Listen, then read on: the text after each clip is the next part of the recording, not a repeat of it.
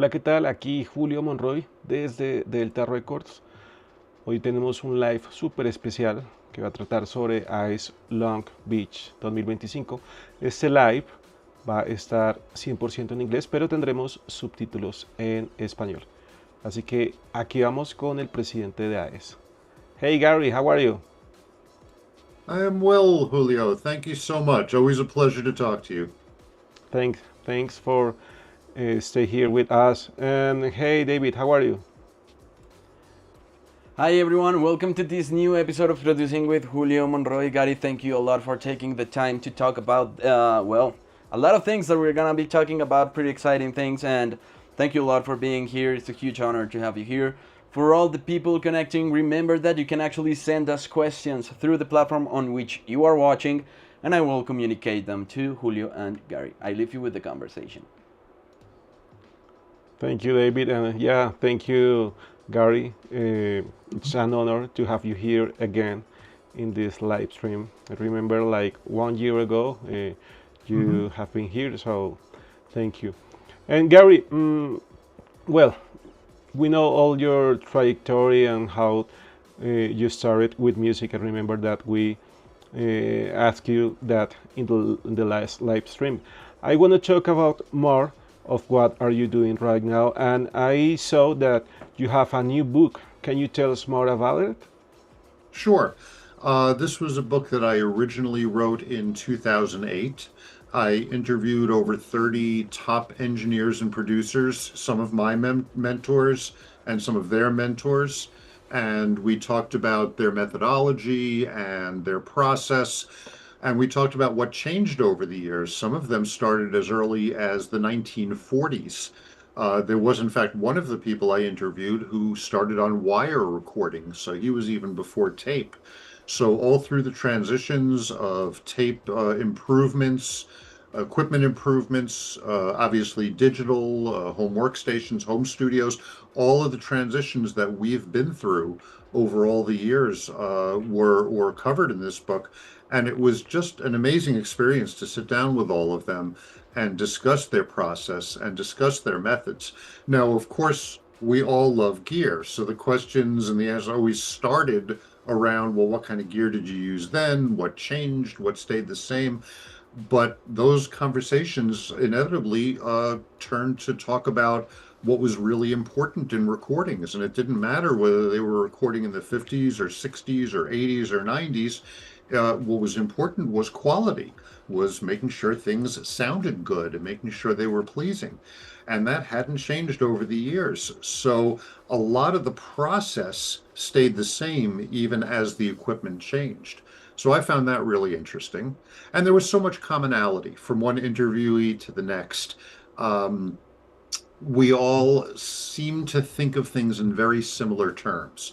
And so that part of it was really enlightening to see what it was that we all shared and the things that we all agreed about. As well as a few things where somebody would throw in a little bone of contention of something that they tended to disagree with other people about. They were very interesting interviews. They were a lot of fun to do.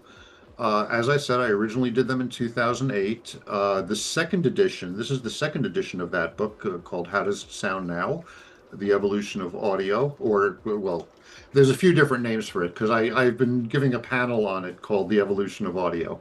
But yeah, I really enjoyed putting that book together. It was a tribute to my mentors, and I've been getting some great feedback on it. Everyone who reads it seems to love it because these are our mentors. That this is Jeff Emmerich and Phil Ramone and Al Schmidt and Ed Sheerney, the people who we all know and the people whose bodies of work we all love and respect, Yeah. and asking them how they did what they did was really fun for me, and I guess people seem to enjoy reading about it too.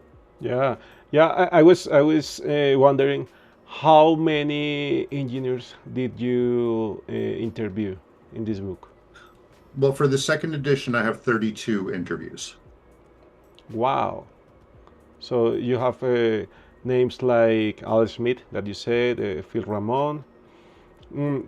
I was thinking about the title suggests both nostalgia and revelation. What do you believe has changed or stayed constant? Well, like I was saying, the main thing that kept coming up as a constant was quality. What does quality mean? How do different engineers and different producers define quality? And how do we retain quality?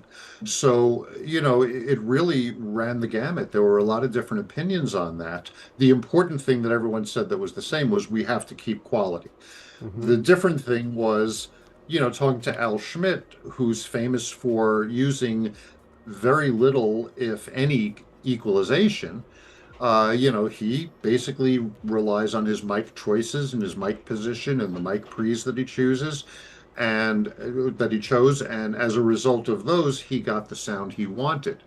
And I talked to a lot of other engineers who also valued a great microphone placed well, but had a different philosophy on whether or not equalization should be applied in many situations.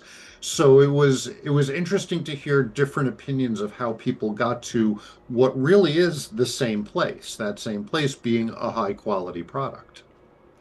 Wow. So I didn't know that about Alice Smith. So do you have any more? Because we have to read the book, I know, but any other trick that maybe surprised you? Well, it's not so much the tricks, it's more what they said that Hmm. sometimes surprised me in the way that it made sense to me, but it still caught me a little like when I was interviewing Ed Sheerney, and he said, I have all these assistants and they all try and copy me and they try and do what I do, and I tell them all I can make a better record with a 2x4 than you can with all the Neves and Neumanns. Um, and I thought that was really funny. That was just a great way to put that. With Al Schmidt, there were so many great stories, and some were from him, and some were from other people. Like there's a famous story of he was mixing one of Steely Dan's albums, and they went out for dinner, and they came back, and he was listening so quietly that they thought the volume was off, and they came in and they looked at each other and they said, this guy is such an amazing mixer. He doesn't even have to hear the mix in order to make a perfect mix. So there were so many funny stories that came out of that. And I really enjoy that because let's face it, we all love sharing our stories. My students will half the time complain that I tell too many stories about the old days, and the other half they're asking me to tell them more stories. So, we all love the history that we've had and the interesting situations we've been in and how we've reacted to them.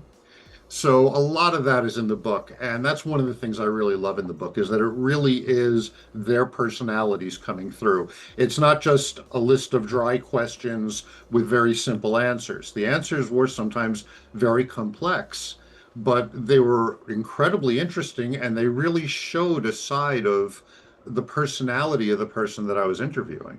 Yeah, sure. Different personalities. And Gary, how did your background as an engineer, educator, and AES leader influence your writing approach for this book?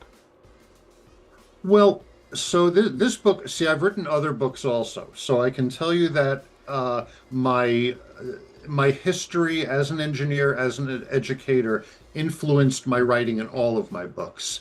Um, I believe that we learn more about what we do by teaching other people how to do it. I can do something, but if I have to explain to you what my process is and how I do it, I actually learn more about what I do by having to put that into words. So I found that as an educator, I learned so much more about what I do and how I do it. There was one time when I was teaching at Webster University, we put in an SSL duality, and it was one of the first ones to be installed anywhere. I learned how to use it, but then I had to teach everyone else how to use it, not just students, but the rest of the faculty also. And I found the easiest way to do it was to stand behind the console and teach it basically upside down. I'm standing over the meter bridge, reaching over and showing everyone what everyone else does, so I'm not blocking their view of the console.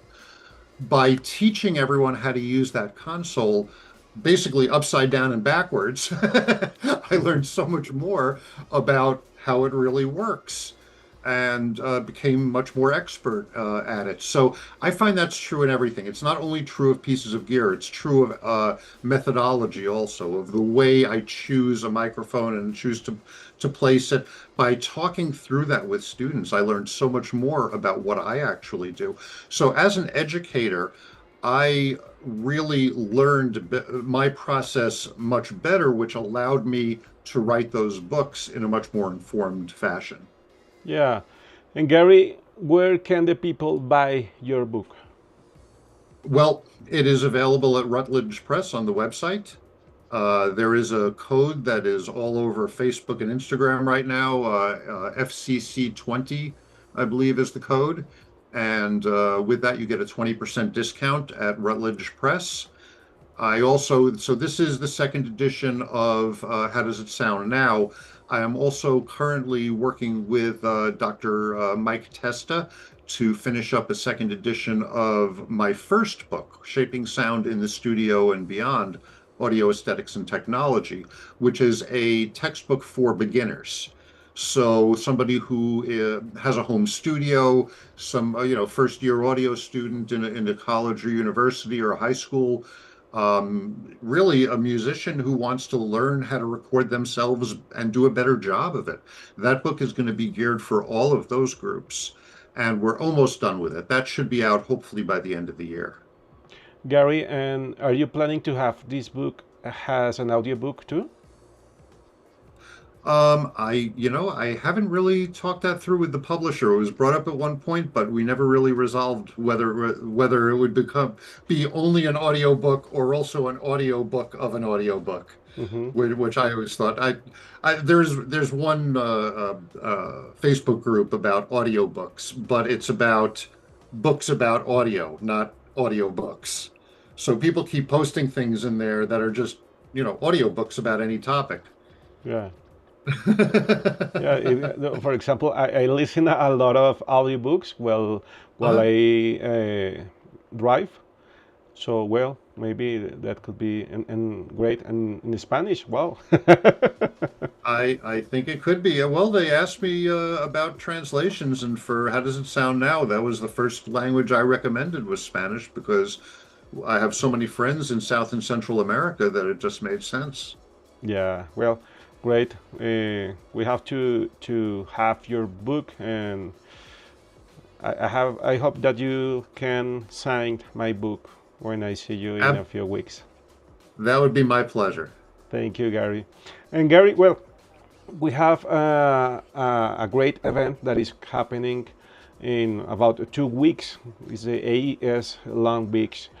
And I was wondering, can you tell us more about this important event? Well, we're very excited about this. AES used to alternate coasts. We used to go back and forth between New York and either San Francisco or LA, so on alternate years. And we stopped doing that. The last time we had an AES convention in California was 9 years ago in 2016. So we're very excited to be bringing the AES show back to California. There's a lot of excitement in the Western region. Our West Coast members really missed having a convention that they could go to right in their backyards. So we are thrilled to bring this back. And I was looking over the program just yesterday and trying to pick out what I wanted to go see of the different panels and all. And there are just so many great things happening. It's an incredible program. I really suggest everybody go take a look at it. Go to aes.org and look at the show, look under program. There are skill building workshops and tech tours the day before on Wednesday, the 22nd. One of those tech tours includes a trip to Barrigan's Mexican restaurant, which is the the LA Audio Lunch Brunch. Every Wednesday afternoon, they meet for lunch. And I've been to that lunch a few times, and it's really fun. So, aside from all the great studios that somebody is going to see on those tech tours, they also have the chance to go to the lunch bunch, which is going to be a lot of fun. The program runs from Thursday through Saturday, and there are just so many great panels and so many papers, and there are so many things going on that I can't wait to see. I'm really excited about the show this year. Wow, Gary, do you know I'm interested in the 22. You said that you're going to have a few tours to different studios, right? Yes, Yes, yes, and so that's part of the AES Long Beach, or it's like it's a kind of an add-on. You know, if okay, you want to do the skill building sessions or the tech tours, it's an add-on to the convention itself. So it's not part of the convention. And you know, for the skill building sessions will take place in the same location in the convention in center. Long Beach. For the tech tours, there's a bus that's supplied, so you don't have to worry about transportation. You just get on the bus and they'll take you to all the different studios and to lunch and everywhere else. That sounds like a good plan. Yeah. Yeah, with good food. Gary, do you know how many speakers are involved in the AES 2025? I don't have a head count there. It's a very long list, Julio. Yeah, Again, I was looking at it yesterday just to see who was coming, and it's like, oh, they're going to be there. Oh, they're going to be there, and you know, getting very excited about it. But the list just went on and on and on. It was so long. There are so many panels and so many presenters. It's a really impressive list. yeah, I saw that it was going to have, there was going to be an interview with the Red Hot Chili Peppers drummer, Chad Smith, Yeah. Jordan Roots, the play keyboard player from Dream Theater. Hmm. Um, yeah. What else, David? You have the list. Well, Um, I love some of the historical things also. Where they take apart. What was it like to archive all the Grateful Dead, stuff, and then issue a 60 CD box set from that. Things like that. There's a panel on Buzz Me In. The Mr. Bonsai wrote that with about the record plant. Great old stuff. I've always been interested in the history of AES. In fact, that was my the first committee that I was active in was the historical committee. And, I've always been interested in the history. So to me, a lot of those historic panels and a lot of the archiving panels are all of great interest to me. But then I look at those, I'm just as interested in immersive and I'm just as interested in AI. And so really for me, my interest is very broad. It always has been in the business. I've never been one of those people who had a very narrow focus. I always had a pretty broad focus within the industry, thinking that if my history primarily was a recording engineer working in studios, but it's nice to be able to do live sound design, and other things as opportunities arise. So I got training in all different areas, and I was able to move easily from one place to another. And the way that translates now into an AES convention is that I have way more places that I want to be than I can possibly be at one time, because I want to go to everything. yeah, yeah, yeah. I remember that there are going to be a lot of people. Today I saw a list posted on Facebook and a lot of speakers.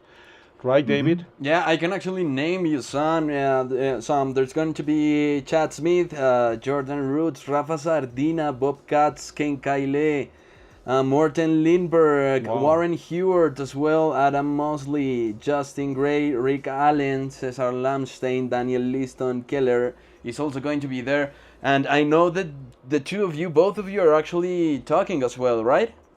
Hmm. Yeah, Gary has a panel, right, or a talk about your book, right? Yeah, I have actually two panels that I'm on. One is about my book. So by the same name, The Evolution of Audio. How does it sound now? The Evolution of Audio is the name of that one. And I'll go in a little more depth about the research and about the conversations I had with all the different engineers and producers, and really sort of the feel of what came out of that. And then I'm also doing another panel called Be a Leader. Yeah, as you know, AES is a volunteer organization, and we count on our volunteers to do everything. So, we try and encourage people to become leaders themselves in AES by giving them a rundown of what we do and how much fun it is, and so I'm on two panels. Plus, I know I'm looking forward to your panel as well, and I know that I'm one of the subjects of your panel because Yeah. at one point you interviewed me and you asked me afterwards if it was okay if you dubbed me into Spanish, and I said sure. Yeah. And Tell us a what few it. days later, I got a link and I was like, wow, that was really quick. And I clicked on the link, and there I am speaking perfect Spanish. My lip movements even lined up to what I was saying. AI had done such a beautiful job of it. And it was a little bit weird and a little creepy in a way, but it was fine. I was happy that it happened because people, you have such a large Spanish speaking following, and it was great that they were able to understand what I was saying, that we were able to share our thoughts with them. So I was very much in favor of it, especially because you had asked me if it was okay if you dubbed it. You didn't mention AI, but that's okay, because as soon as I saw it, I said, well, this is much better than, I don't know, I didn't know what you were planning. And if it was just like a scroll on the bottom of the screen, or it was just somebody doing a voiceover while I was talking, that wouldn't have been as good. And I was Yeah. very impressed. It looked like I spoke perfect Spanish. It was great. My one fear was that at the Latin American convention in Mexico City this year, somebody would have seen it and they would come up to me and think that I was fluent in Spanish, which I am not. Really? Wow. That's amazing. Nobody did. A few people asked me about it, but nobody assumed that I was fluent in Spanish. Well, good trick. Well, yeah, that was AI, but I ask you this question because some people get a little mad when they are translated with AI. So, yeah, it was very important to have your opinion about this. Yeah. I mean, my opinion is about AI in general is that it's just another tool for us to use if we want to take advantage of it. When I came, I know I've told this story before, but when I came up in the business, I was being told by some engineers who I really respected that I was crazy to go into this business at this time. This was in the early 80s. Because look, they have these drum machines now, these Lindrums, and they have have you seen the DX7? They're not going to need engineers anymore. They're going to be doing everything with machines. And I said, well, I kind of like it here in the studio, so I'm gonna try it, stick it out, see if it works. And it worked out okay for me, but I also learned how to use those things that were in the room. So I learned how to program a drum machine. I learned how to program a sequencer, even though I'm not a synthesizer player. I'm not somebody who, in those days, you really needed a little more musical knowledge, and I have some musical knowledge, but I was able to make myself useful and make those tools work for me. My feeling on AI, really the same thing. Everything that came down, digital recording workstations, home studios, all of it. You either make it work for you or you end up working for it, in which case, you get bounced out of the business. Yeah. So my feeling is with AI, it's just another tool. I have friends and colleagues who use it very effectively to do some of the more boring work. So if it can create a set list for you or something, that's great. Let it do that. But they're deciding what they want AI to do for them. So AI is working for them, not the other way around. Yeah, yeah, that's a good opinion. Gary, David Sicar is telling me that we have a question for you from the people Sure. who are watching. We do have some questions, but before that, because we're changing the subject, Julio, if you could please talk to us about what you're going to be talking about on the AES. Oh yeah, well, talking about AI, I'm going to have a talk about the creative application for voices synthesis with AI. So, as you can see, this is the flyer, and October 23, and I will have a panel with Liston Keller telling the story of sound. It's going to be pretty interesting. We're going to talk about how the audio engineers are involving in social media and all the new tools that we have to make know the people that we are here. So you can't miss it. They should both be great panels.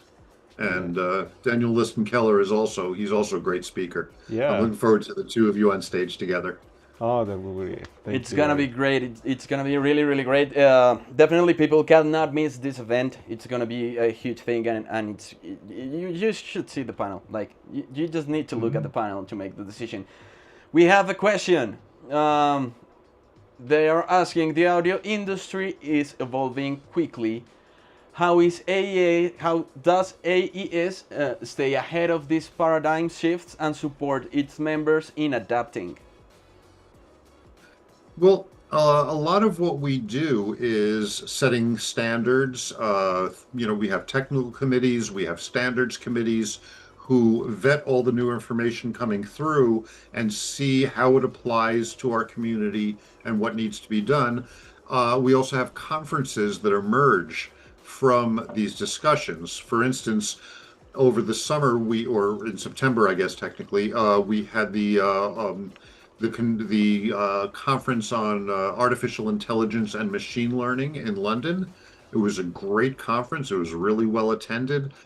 Some really interesting panels and some interesting topics, because they weren't just talking about how AI works or what it does. They were talking about how we can use it for ourselves to make it work for us, like I was just talking about, and talking about things like the ethical implications. And you just don't see those discussions going on anywhere else. And it was all very much focused on AI and ML for audio. Headphone technology is another one. The headphone technology conferences 4 years ago or 6 years ago would have been focused on big headphones. Now, probably 2/3 of the panels and presentations were about earbuds, because that's what people are using now. So that's what we need to adapt to. And some of the topics were incredibly interesting. They went further into depth on earbuds than I ever knew existed. So I learned a lot at that conference. So this is the way that AES stays at the forefront, and we are always looking for new conference ideas. If you have something that you think people need to talk about and need to present papers on, and you want to go see people who are experts doing panels on it, go to the AES.org, go to the events page, and there's a button there under conferences for propose a conference. So feel free to propose a conference. These conferences come, as I said, from our technical committees often. They come just as often from members. And, members say, we really need to do this, a conference on this. The AIML is a perfect example of that. Somebody at Queen Mary University in London said, we need to do this.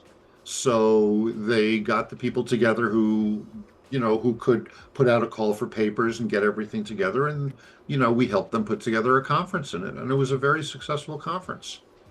Oh, I wish I could be there in London in that, but Gary, I was wondering, do you use headphones to listen to music, or talking about headphones?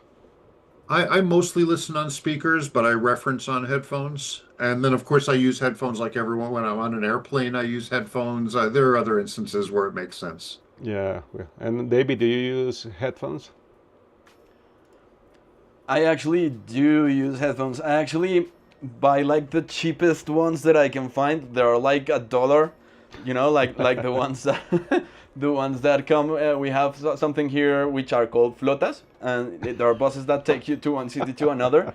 Those are great reference headphones because they sound pretty awful, and if you can actually make it sound clear there, it's gonna work on lo-fi systems. So yeah, I use headphones a lot for reference. I mix on speakers, but I use headphones as reference and to listen to music as well when I'm outside. So pretty similar.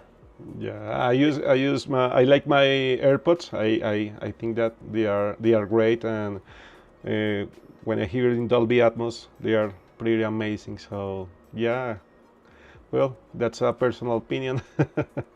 Well, it's funny to hear also you talking about the worst possible headphones like that, and how great that is.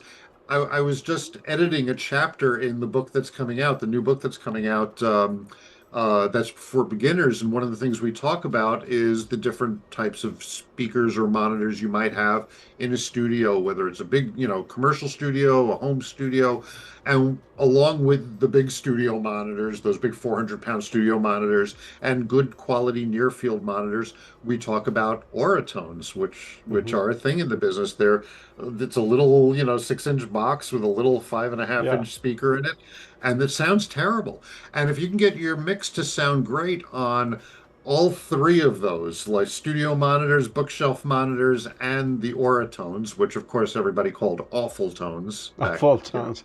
a few years ago, then you knew you had a good mix if it translated well on all of them. Plus, of course, referencing on headphones and playing through the computer speaker in the office, and taking it to the car. In those days, you make a cassette, you take it to the car, pop it in, see how it sounds there. Yeah, referencing on a bunch of different places is really critical in mixing, in my opinion. Yeah, sometimes I use audio movers to go to my Yes. car and Yeah. play it from my Pro Tools, and I Hmm. have my iPad and I connect to my computer and begin to make changes because yeah, in all the places here's so different. So well, now I have to buy. David, you have to give me a pair of headphones, $1 headphones. Well, yeah, they're $1. I mean, of course I can. Yeah, It's no, funny. that's a great strategy. I always have them here at the studio, and I just reference from them. We actually have a question about AES show. They're saying it's returning to California. What does that geographic move signal about a strategy for international engagement? They're asking. I'm not sure there's a specific strategy for international engagement wrapped into that. The move to the West Coast was more returning to what we used to do, which our members, both on the East Coast and the West Coast, seems to appreciate, of going back and forth. There's no guarantee that we'll return to going back and forth. We're going to see how it goes. Certainly, the trend these days in all organizations, not just AES, is smaller conference type gatherings rather than big conventions. So, there's a lot of information out there. There's a lot going on, and really, the convention space has changed a lot over the years. Fewer people attend conventions. Sponsors are more conscious about where they're spending their dollars. And then, from an international standpoint, there are issues going on right now in the US that are making it difficult for some of our international members to attend. And we're sensitive to that as well. We're not a political organization, but we have to be conscious of the political situation. Our organization is apolitical, but we live in a political world, so we do have to be aware of that. Yeah. Thank you so much. We actually have another question from Felipe Brito. He's asking if he can actually get to know sound designers in AES conventions events. Well, Yo, there are sound designers there. There are panels on sound design. So, it's kind of I'm almost jealous of somebody who goes to an AES convention with one thing in mind, that I want to go to all the sound design panels, because in a way it makes it easier to figure out what to do, as opposed to somebody like me who wants to see everything and be at every panel, which obviously I cannot be at every single panel. So yeah, know there's definitely a lot in the program for sound designers. I encourage you to go to aes.org. Click on the Long Beach show. It's really the first thing that shows up when you go to that website now. And if you mouse over where it says attend, then on the drop down from attend is program. And if you click on program, you can see everything, all the panels, and you can filter for different categories. So you can find the sound design panels that are going on. Yeah, I remember the story that if you can tell us again that story, that your perfect moment of the AES is when you see a student like watching everything and that is very excited. Oh, well, I mean, it really was my own experience about 40 years ago when I went to my first AES show, because I was, at that time, I was really just, an intern, just barely starting to assist sessions at a studio in New York called Counterpoint. And I was always told, as the youngest assistant, or the newest assistant, and barely out of being an intern, that I shouldn't touch anything. I shouldn't say anything. I should like write down my questions, stand in the back of the room with my hands behind my back and not touch anything. And then if a mic needed to be put up, I could run out and put up a mic, something like that, but only do what I was told to do. So I went from that environment, and then, the chief engineer says, "Come on, we're all going to the AES show today." And I said, Wow. "Oh, what's AES?" And I'd heard of it. I'd read in Mix Magazine. We had Mix Magazine there. I had read about it, but I really didn't think much about that. I was very focused on what was going on in the studio. And I get there, and it was like, oh, there was all this gear and all these booths with microphones and mixers and everything. And I'm standing there with my hands behind my back, like I'd been taught to do, leaning over and looking at this console. And, this guy shoves a pair of headphones in my hand, says, "Put them on and push the button. See what it sounds like. Move things around." And it's like, you mean I'm allowed to touch things, really? And so it was very exciting for me that I was able to actually play with things and start, manipulating, sound in that console in those demonstrations. And then I finished doing that, and then, I see George Massenburg walking by, and I recognized him from a picture in Mix Magazine. And I'm going, "Oh my God, that's George Massenburg." And somebody next to me says, "Yeah, go say hi." And I said, What are you kidding? That's George Massenburg. I'm like an intern. What do I, He's like, "No, no, come on." And he introduced me, and we chatted for a few minutes, and I realized this is a place where anybody can talk to anyone. And, a lot of the people like George Massenburg and Phil Ramone and Elliot Shiner who were there were perfectly willing to talk to anyone, share their knowledge with anyone. That's what we were all there for. AES, if you go back to the history of AES to when we started in 1948, it was started by a bunch of people a bunch of, scientists, audio scientists, who worked for different companies like RCA Records or Victor Records, which were two separate companies at that time, CBS and NBC, and all the different companies. And they were all told by their bosses, "Don't talk to anyone at any of the other companies, because what we do is proprietary and we don't want you sharing your knowledge with other people." And all of these scientists said, "No, that's not how it works. We are all better if we talk to each other. All of our products will become better if we share what we're learning." So they started meeting for dinner, and then out of that, the Audio Engineering Society was formed. And I'm really shortening the story a lot, but basically they took what was a very siloed kind of a thing where everyone in every company could only talk to the people in their own company, and they said, "We're all going to talk together." And they created this collaborative, collegial environment where everybody shared knowledge, where if somebody discovered something, they did a paper on it. If somebody figured out a different way to do something, they did a paper on it. Everybody shared the information with everyone else. And to me, AES still has that. We are still the only organization where we share knowledge with each other and where we understand that we can all help each other. And all, our product, everyone's product becomes better if we talk to each other and listen to each other and use each other's ideas. So, I was very excited and I love doing that. I love bringing students. I mean, for many years, I've brought students to AES conventions. And I love that moment of, them walking around looking like this, like a kid in a candy store, looking at all the things that are there and just amazed at how amazing it is and all the people they can talk to, all the gear they can play with.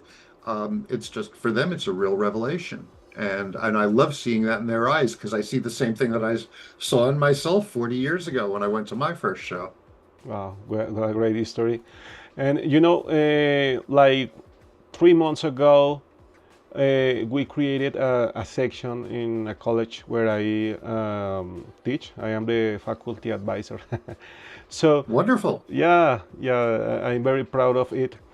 Um, but I was wondering if you can tell us why a student, why a person should join to AES. I know the benefits, but I would like to hear it from the president. Well, yeah, and we hear this question a lot, the why should I bother joining kind of a question. To me, the first and foremost thing is what I was just talking about. It's that environment of collegiality. It's going someplace where we all speak the same language, where we all know the secret handshake and we all know the secret language and we can all talk to each other. If I talk to people who aren't audio people and I start talking about anything to do with audio, I can see their eyes rolling back up in their head because it's a different language that they don't understand. Here I am in a room with thousands of people who all speak the same language. So I love that about going to conventions, and I love that about even on the section level. The students who join a section like the one you just started, they're meeting with their future peers. All of them are going to become audio professionals within a few years. They can share clients, they can help each other in different ways. If one of them is already booked for something and they have somebody else trying to book them, they can call on one of their friends from college who they knew through the AES section.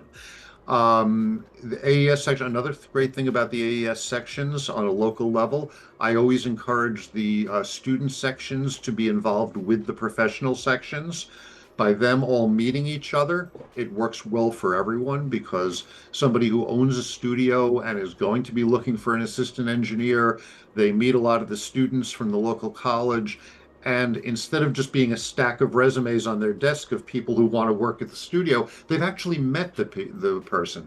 They've said, "Oh yeah, I remember this guy from the last AES meeting. He was a really nice guy, and I think he'd be good with my clients." So you bring him in for an interview. There's a lot of connection like that. It's good for the studio owners because they get to meet people before they're actually in the interview process and see them in a more casual setting.